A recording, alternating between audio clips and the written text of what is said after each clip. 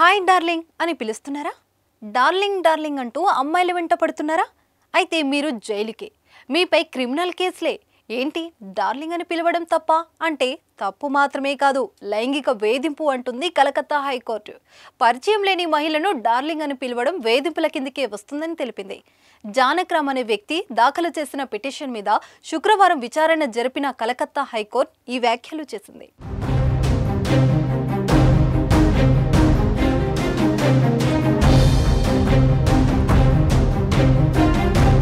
కొంతమంది అబ్బాయిలు ఆడవారిని డార్లింగ్ అని పిలుస్తారు. వారితో ఉన్న చనువు కారణంగా ఇలా మాట్లాడతారు. అలా పిలవడం అభ్యంతరం లేకపోతే ఎటువంటి ప్రాబ్లం లేదు. అదే తెలియని వారిని మాత్రం డార్లింగ్ అని పిలిస్తే కష్టాలు తప్పవు. అలా డ్యూటీలో ఉన్న కానిస్టేబుల్ను ఓ వ్యక్తి డార్లింగ్ అని పిలిచి జైలు ఊచలు లెక్క పెడుతున్నాడు. 2015 అక్టోబర్ 21న అండమాన్లోని మయాబందర్ పోలీస్ స్టేషన్ పరిధిలో పోలీస్ సిబ్బంది తనిఖీలు చేపట్టారు. ఈ సందర్భంగా జానక్రామ్ అనే వ్యక్తి ఓ లేడీ కానిస్టేబుల్ను ఉద్దేశించి డార్లింగ్ అని పిలిచాడు. డార్లింగ్ చలానాలు ఇవ్వడానికి వచ్చావా అంటూ మాట్లాడాడు. దీనిపై మండిపడిన లేడీ కానిస్టేబుల్ అతని మీద కేసు పెట్టింది. ఈ కేసును విచారించిన కోర్టు జానక్రామ్ వ్యాఖ్యలను తప్పుపట్టింది.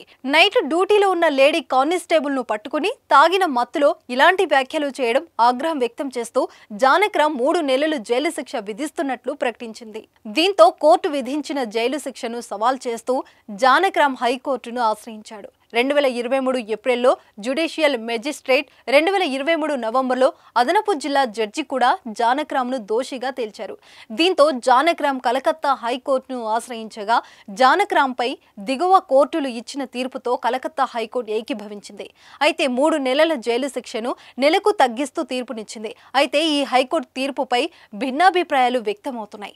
డార్లింగ్ అని పిలవడం తప్పే అయినా జైలు శిక్ష విధించడం చాలా కఠినమని, హెచ్చరించి వదిలేసే సరిపోయేదని కొంతమంది అభిప్రాయపడుతున్నారు.